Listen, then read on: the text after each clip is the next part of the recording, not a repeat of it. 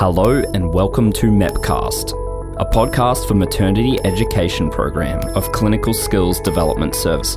In each episode, we explore ideas and issues on how we can enhance and improve the delivery of maternity care education. This podcast today is interviewing two midwives from Norway. The session will discuss how midwives work in Norway, the training pathways for students, plus how women access maternity care. We'll start our discussion with Eline. I can start first. My name is Eline.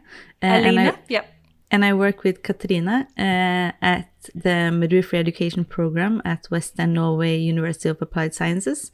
It's in Bergen in Norway. I think it's the most rainy city in Norway, maybe in the whole of Europe. And we also have a part-time job, both of us at the hospital, so we have also a little bit of clinical practice. We educate student midwives at the university. I've been a midwife for 12 years, mostly worked with labor and birth, but also a little bit of postnatal care. How about you, Katrine? Well, I'm Katrine, and in Australia, you might call me Catherine or something like that. But no, we'd probably call you Katrina, actually. Yeah, okay. Yes, or Cat, or it might be Cat. Yeah. I work at Western University of Applied Science, like Eline said, and at the Midwifery education. And I also work at a large birth clinic in Bergen. We only have one birth clinic in our city. I've been working as a midwife for 20 years. Yes. And my main focus in the education program or in the master program is clinical skill training and simulation. And actually, we use virtual reality when we train anatomic and skill training. So yeah, great. Yeah. Well, of course, Liddell is a big part of your remit around that region. So, we use a lot of their mannequins here, which is great, which is really good. I'll start with the first question. So can you tell me about midwifery in Norway and how really the midwives practice? Okay, I can start answering this question, and then Lena, you will fill me in or just interrupt when I'm saying something wrong or something you disagree. But all your questions are kind of going into one another, so maybe I'm touching one of your other questions, or you that's okay. Just stop me. But a midwife in Norway, we are quite independent, or have our autonomy, that we're working independently, but still collaborate very closely with the doctors or the obstetricians, especially when it varies from what we call or define as the normal. But we work in antenatal care, interpartum care, postnatal care, Eline, and the hospitals. We don't have alongside midwifery or continuity of care like in UK and other parts of the world, but still we have clinics who are kind of differentiated into different units. Like the clinic that we work in have one large clinic ward, who have high risk deliveries, and then we move the woman to postnatal care units afterwards, and then we have high risk deliveries with a combination of both intrapartum and postpartum care. And then we have what we would call Storken, Elina, a normal unit. Like a low-risk ward, I would say. Low-risk ward. Yes. And all this is in the same clinic. Okay. So we have approximately 50,000 deliveries or births in Norway per year. Yeah. And at this clinic, we have approximately 5,000 a year. So it's busy, a busy place. Yeah, we have clinics. Been seeing a lot of centralization of the care over the last 20, 30 years, I think. Maybe they've gone from about, 95 until 40 or something like that. So it's been a change. Yes. So when you say you're independent, are you employed by the hospitals, or are you employed by the hospitals? Yes. Yeah. But sorry. Go ahead. when we call ourselves independent, so when a woman is kind of defined as normal or low risk, I work alone. I only collaborate with my fellow midwives, and the woman wouldn't see a doctor unless it's necessary. So that is what I mean when I'm saying that we're working independently or alongside or in collaboration with doctors. But when it goes from normal to high risk, yeah, then we involve the doctor. But still, I am the one who is kind of in charge or leading the delivery, and when it's necessary, the doctor will take over. Yes. So you're the primary care provider, basically, and you maintain that even if it's high risk.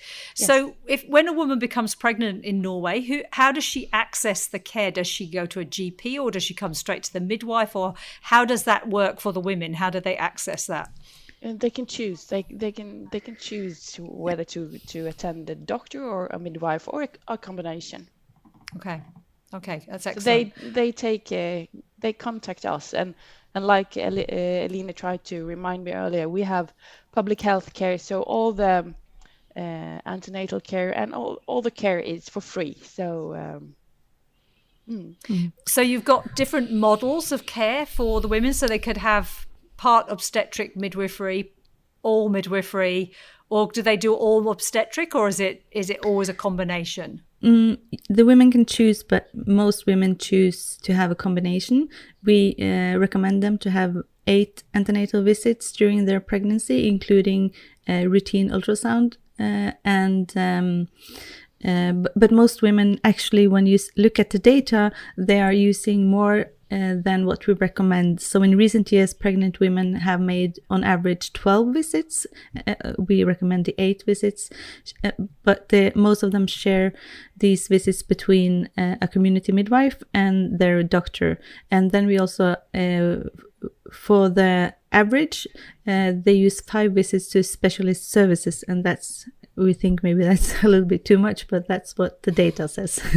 Yeah, exactly. So you mentioned a minute ago about centralization of care, and I think one of my questions was around what are the options for birth. So are women generally going to hospital to have their babies now in Norway, or is there still a number of women having home births, or do you have midwife-led units? How does that work? Okay, so most women, they choose a hospital birth, but I think that's also because we don't have that many midwives that work with home births. So there are not too many women who give birth planned at home. Actually, there's more women who give birth unplanned at home than those who give birth planned at home. We have national statistics that both gives us number on which ones were planned and which ones were unplanned. And I think in Australia you don't have data on that difference. So that's a good thing, although it's not a good thing. So I think it's because Norway is a very large country, such as Australia, and there are actually some women who have hours to travel before they can come to a birthing unit, and that's one of the backsides of centralizing the care, I think. So when you centralised, have you lost smaller hospitals? Have smaller hospitals been closed? Is that what's happened? Yeah. Yes. And they're still closing some. Yeah, so the access for women in local areas is diminished, as reduced. Has that had a big impact on women's care, do you think? Both good things and bad things with that, because the good part is that you go to a hospital that have births regularly, because some of the smaller ones had quite few births every year. But then you have longer distances to travel, and we see in research that women who have longer distances to travel, they have a higher risk of having a stillbirth or other negative side effects of the long travel distance. So that's something we're continuously discussing, both in midwifery in Norway, but also in the medias and the politicians. Yeah, I think you have a similar issue to they have in Australia. There's a lot of smaller hospitals, but they don't provide any maternity care. So women go to those hospitals, but there's no midwife there. So that has its issues. And if women are not well, then they have to transfer a long way into the big central units. So as you say, it's got positives, but it's also got a lot of negatives as well to go with it, because it's really difficult, especially when women have other children to deal with as well. Decentralizing your care is really hard. So yeah, I think we're in a similar situation. Whereas in the UK, a lot closer proximities to small units and big units, so it's a lot easier when you're in a smaller country. But yeah, it's difficult for the women, and that's what's really, really challenging. And it's not only the distance, it's also, all the weather that we have, and it can be difficult to come with a helicopter or such when you live on an island, maybe outside the coast or so. So there's some difficulties with it, but also I need to say that midwifery care and the outcomes of birth in Norway are very good. Yes. I'm not trying to say that midwifery is like great, but we have good data on how the outcomes of births are. So, Katrine, did you want to say something about that? Yeah, I agree, and you have to take the geography in consideration as well, because we have high mountains and deep fjords, and it's not easy to build hospitals on all the different places. But the distance is a problem, I think, for some women, and they have to go to a larger hospital when their family are living at another place, and they cannot.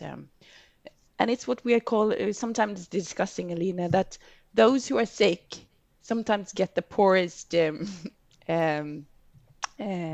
offer, if you can use that kind of word, because if you have a premature labor and you live in the countryside, you have to go to the hospital and you be hospitalized, and your family is back, and maybe there's 1 hour, maybe 2 hours, or sometimes the hospital, you have so extreme premature labor that you have to go to a very specialized hospital, and then you have many hours distance from where you actually live, but you get very good help, but you're not satisfied, because you're separated from your family and those who know you when you're in a crisis. So it's not optimal, but as Eline says, we have good neonatal outcomes. So and I think and the centralization, they have good intentions doing it, because you want to give a better care for all, but then you have to also think about the distance. I'm sorry, Sue, what did you want to say? I think I agree. I think, like I said, Queensland is very similar, very different weather conditions, but very similar in the distances. And we have the same women transferring, say, 10 hours away from the main units, and, they're away from their family, and then have a preterm baby, and they have to leave the baby at the hospital and return to their location. And that has all sorts of issues. But as you say, they get high class care, both the mother and baby, but it's never ideal. Yeah. So when you provide your care, Katrine, you said earlier do you do them all in clinics, or do you visit your women at home, or when you're doing your antenatal and postnatal visits? How does that work? The antenatal care, the pregnant woman comes to the office or the place, I believe. But we have different kind of setups for our clinics, because how you are defined as a kind of low risk or high risk delivery, you have to be kind of, if you're a low risk woman, you can actually choose where you would like to deliver your baby, either at home or at a low birth delivery ward in a small hospital, or at a large clinic, as our clinic is.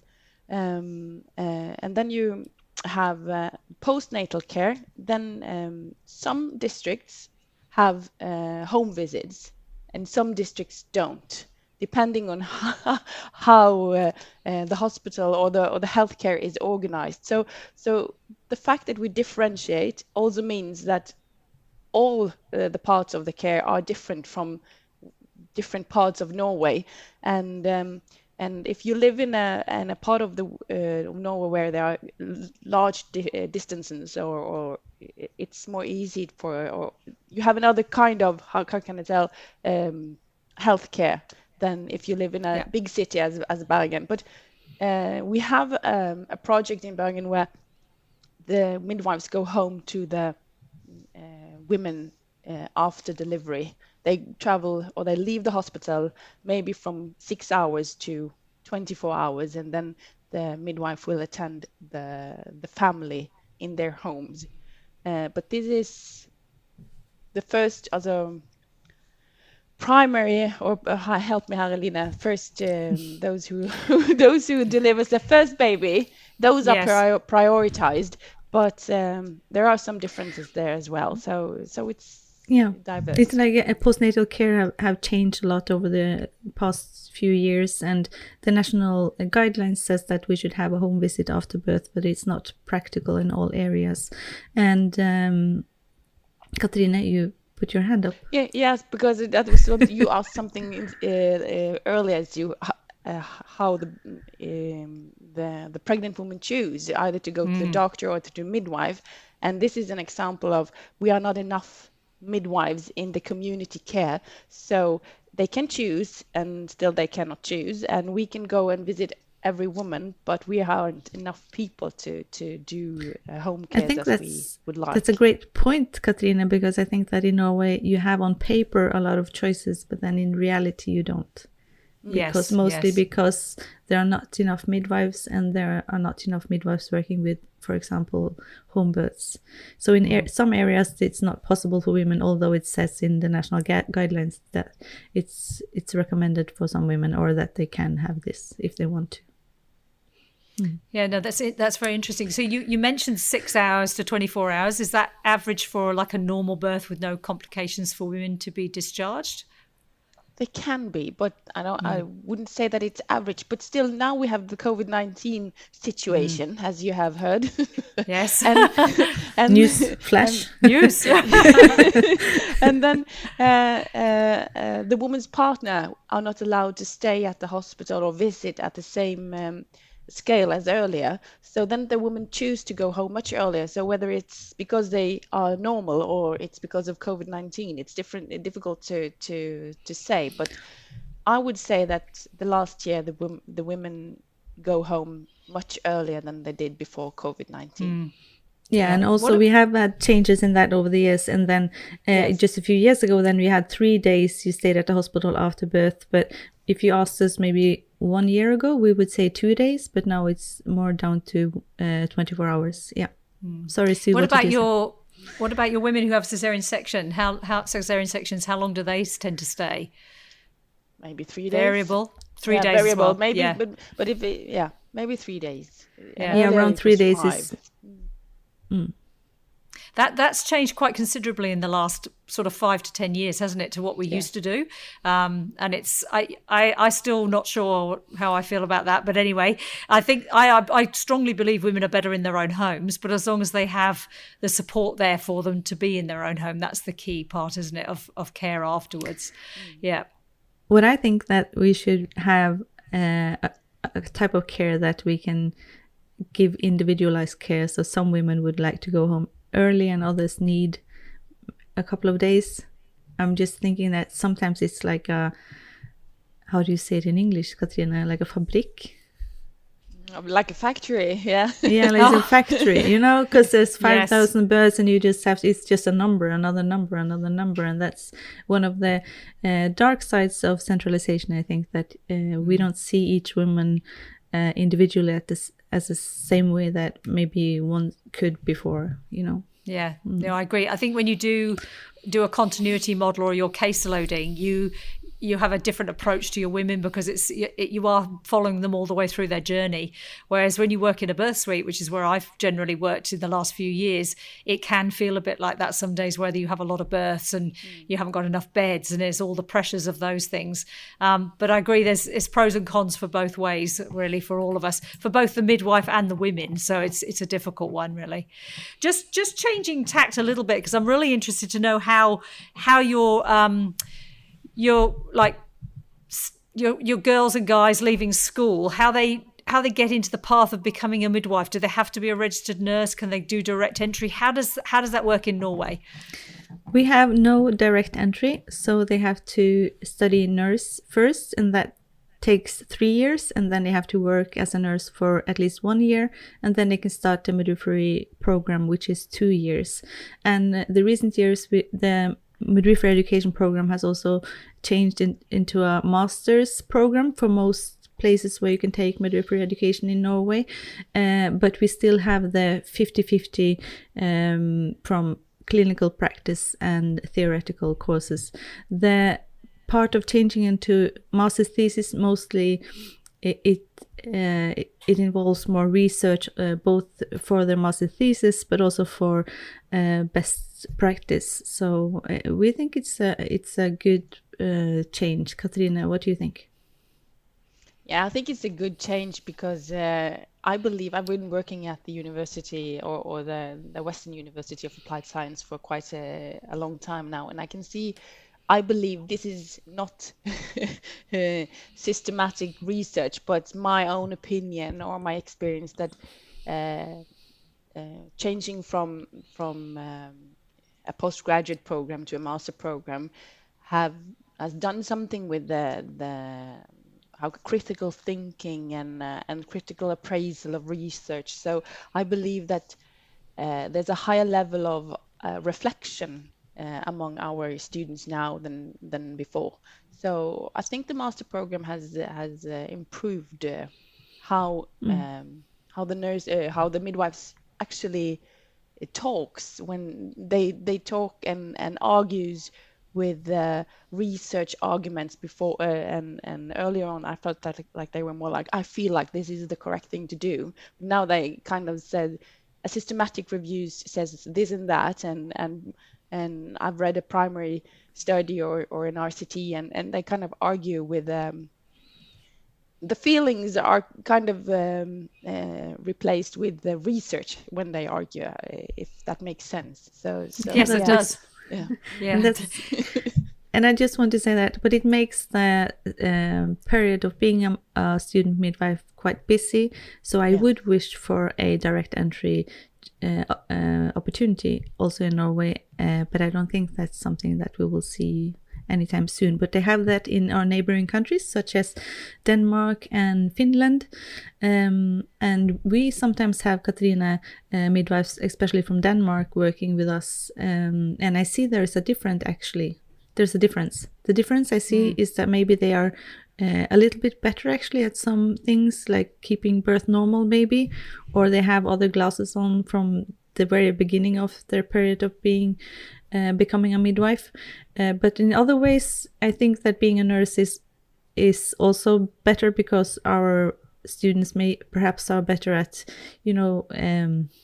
putting venflons. You call it venflons? Yes, we used to call them venflons in UK. They're called cannulas here. or such things that training as a nurse is also a very good thing. Katrine? Yeah, but sometimes when they are first years midwifery students, or like when they in August they start a new class of midwives at our university college, and what I see is the most difficult for those nurses to become a midwife is changing their way of thinking, because they think very much like, what is wrong, something, but never this is normal. So they always go for the crisis, and they're going to fix something, right? Yeah, they're going to fix something, and they always looking for, where is the checklist? Where can I just kind of tick off? So when I see that depends on the woman and the baby and how many weeks, they kind of, what? Where is the checklist that we do for every woman and every baby? And that is, I think it's a long time since I did my midwifery training, but I can still remember going from nursing and suddenly we were actually happy that somebody was in pain. And it was kind of, that was really foreign. Yes. You've been taught to get rid of pain, and suddenly we're really happy that somebody's in pain and would think that's good. And I remember finding that very strange to start with. But of course, now I'm a complete midwife, and I think I wouldn't be very good as a nurse anymore, because I congratulate people when they're doing really well, and this is really good. And students look at you as if you're a bit strange, but it's part of becoming a midwife, isn't it? Yes. So when your students are doing their masters, they're working outside of their master's program as well, like maybe as a registered nurse to pay for their programs? Is that how they do it? So, or No? Some of them do, but most students, thankfully, are focusing 100% on their studies. But I think also the education program in Norway is quite good in that way, because it gives people opportunity to take higher education, because there's not too much cost related to that, or you can have some help from the government as well. And that's really excellent. Actually, some of our midwifery students, they are paid from hospitals to take the education, and then they will have to work at that hospital for perhaps 2 years afterwards or such. So it depends. It's a little bit different from student to student, and some of them are working, but we recommend them not to work beside their studies. Katrine? If when they're working, they're kind of working their weekends or something like that. But you have to keep in mind that both public health care and education is free in Norway. Free, yes. So you have to kind of get a loan or something, but it's free. It's no cost related to that. They don't have to pay anything to attend the university. Because most of our post-registration midwifery students, so the ones who are registered nurses, actually work and do their midwifery at the same time, and it is challenging, because they are trying to study and they're trying to hold down a job as a registered nurse, and it's very difficult for them. I find it's very challenging for those cohort of staff, but they do it, but it's not easy. I certainly did it in a paid model where I was employed by the hospital, which was fantastic. I thought it was the best, but things move on and things change, and that's the model we have here. It's quite challenging for our students. So that's interesting to hear what you've got to say. I do like the idea of it being a master's program. I think that's fantastic, because if you've already done a degree, you really want to move on to a master's. That's your next step. So to actually do something that's similar is, I think it actually prevents people thinking about doing midwifery, because they think, why should I do that? I'll go and do a master's or something else. And certainly we're encouraging our staff to get to that level now, aren't we? So I think it's wonderful that you're doing it as a master's level. It's really good. But also I'm impressed with those who work beside their studies. I just want to say that, but we are still trying to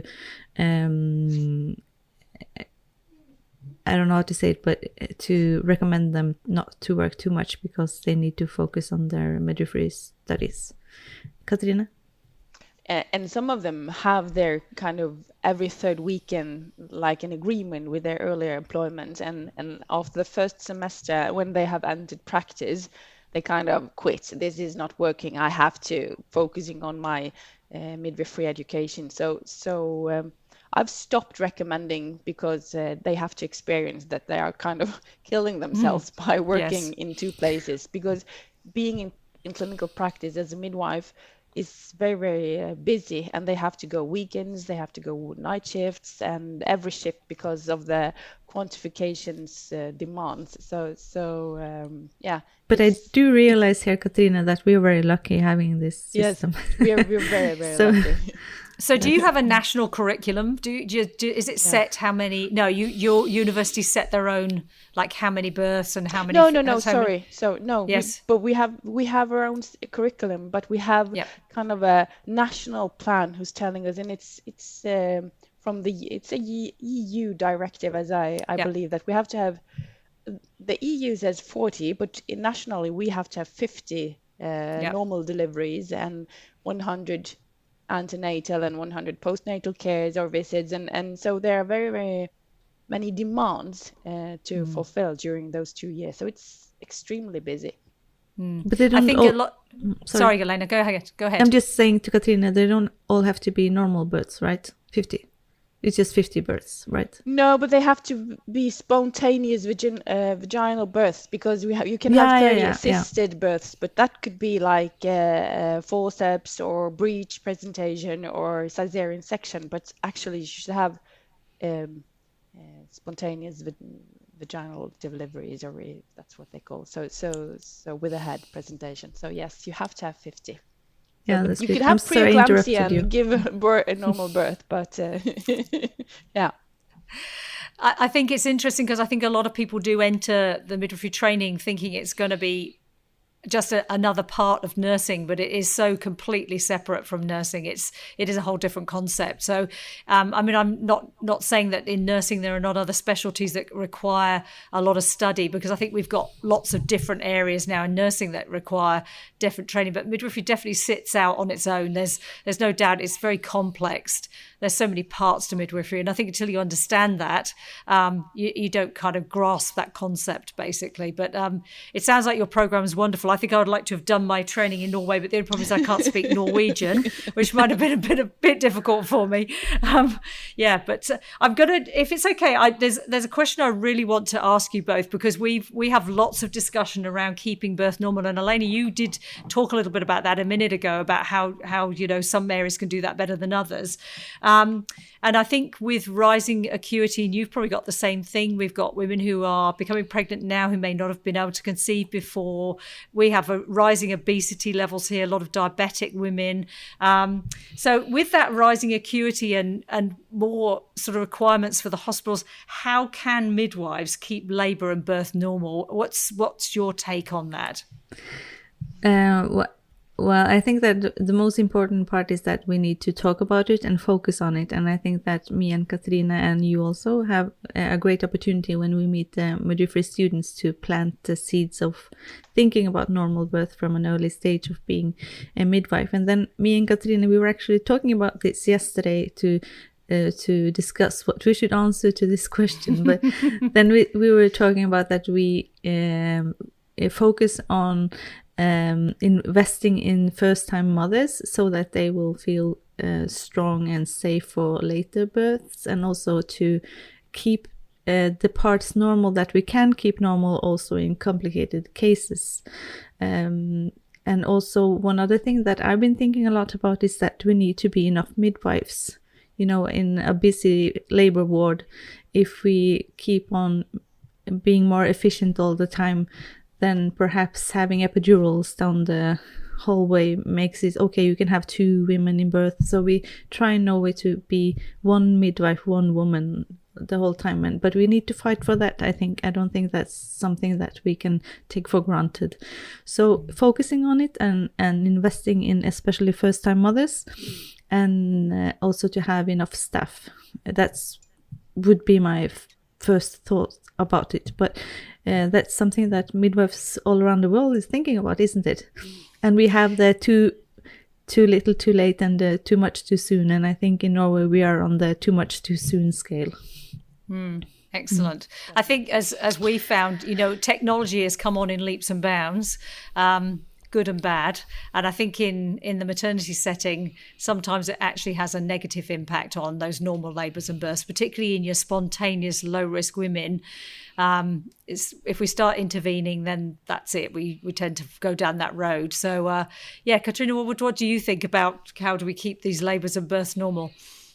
Well, like Eline said, I'm very pro investing in our normal births or first time mothers. But when we were talking about this yesterday, Eline, I was wondering, or I was reflecting on that we're always focusing on how making delivery normal, or keeping delivery normal. But sometimes the postpartum care could be quite as hard as a delivery for some women. And we kind of always focusing like when we have kind of shifting from the delivery ward to the postnatal care, and if we have to kind of make a list of what we would like to do or have to do, we always prioritize the woman in labor, as we should. But that means that sometimes a very insecure first-time mother, or perhaps second-time mother, would be alone, and maybe some women will say, I would never be a mother again because I cannot cope with the postnatal care. So we have to remind that everything is kind of related to each other, and sometimes also prioritize the postnatal care to keep to help the women mastering that time of period, because it's a very much longer time than staying in the delivery room, and we're so focused on those 4 to 12 or 18 hours, and those 6 weeks are more like wish you the best of luck. Feel free to call if you need something, or see what I mean? That we have to kind of, we have to take care also of the women who is in the postnatal care. I believe, if it I makes think sense. I agree with you. I had I worked for 12 years in like a community setting in the UK where we did antenatal, intrapartum and postnatal care. So we did the whole gamut.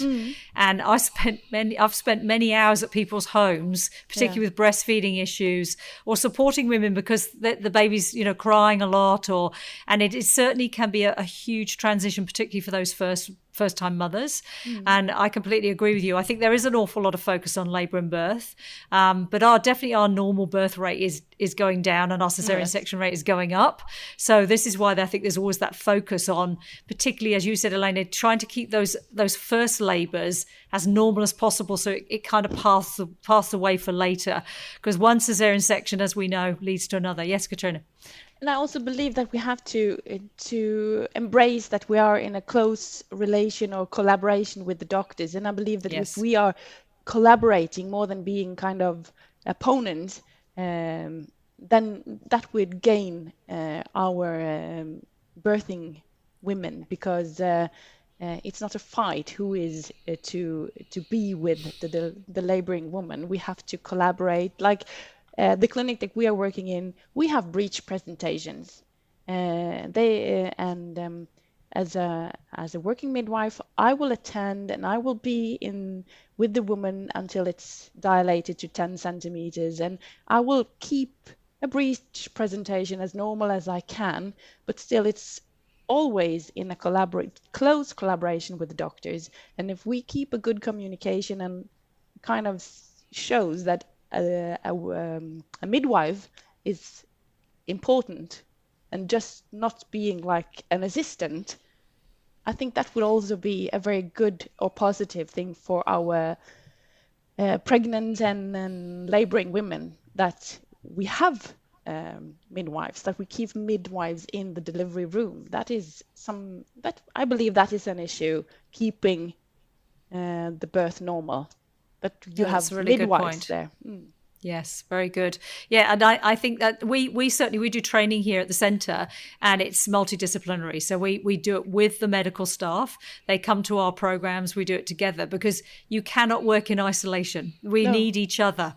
They need us. We need them. So I think that's really important that we really stress that in our training. And I find when we bring people together to train, it tends to improve that relationship. And that's what we're trying to do the whole time, because if we have a good relationship, the women are going to be the ones who actually reap the benefits, aren't they? Yeah. Yes. All right, I've got one last question that I want to ask you both, because you both got quite a lot of experience and you probably read it. And it's pearls of wisdom that you want to give to our up and coming and developing midwives for the future. Because I realise that, I've been doing it a little bit longer than you guys, and I'm probably going to be going from the profession in the next few years, which is sad. But but I need to pass over my expertise, and I'd like you to sort of say, if there's one thing or several things you would say to those midwives who are coming along, what would it? Elaine, do you want to go first? You look like you're ready to speak. I was just very curious what Katrine was going to say, because this is the one that we haven't discussed before we started the interview. But what I want to say is that I hope everyone goes out to and tries to be the best midwife that each and every one of us can be, and advocate for women, and especially those without a voice, so immigrant women or young mothers or other women that struggle. And remember that most women want the best for their children, so try to be curious and interested when you meet someone perhaps with a different opinion than yourself. So you can learn something from these women, and even more important, I think that you can learn something about yourself as a midwife as well. So I wish everyone the best of luck. That's fantastic. Thank you, Katrine. She's smiling a lot. So yeah, it's hard to follow up, but advice of pearls of wisdom. I would say it's hard to become a midwife. If I can speak for myself, I didn't like it in the beginning. So you don't have to. No, you don't have to kind of love it every time, or think that you are not a good midwife, because I wasn't feeling that I would like to cry or whatever. It's hard work, and sometimes it's a good day, and sometimes it's not that's a good day. But it's as Eline said, if you invest if you invest in being or becoming a midwife, read, be curious, be critical. And by critical, not negative, but wonder, reflect, ask questions, then I think you will grow and not just accept that Eline said it was like this, so that's why I'm doing it. Ask, why are we doing? Be curious, because that is how we can evolve. And as I kind of tried to say earlier, embrace that you are a midwife and be proud and make a difference. Actually, that's great. Yeah. That's interesting you say ask the question why. I bumped into a very good colleague of mine in the corridor today, and she was talking to me about the questions because she's going to do the panel discussion, and we got onto the question of asking why.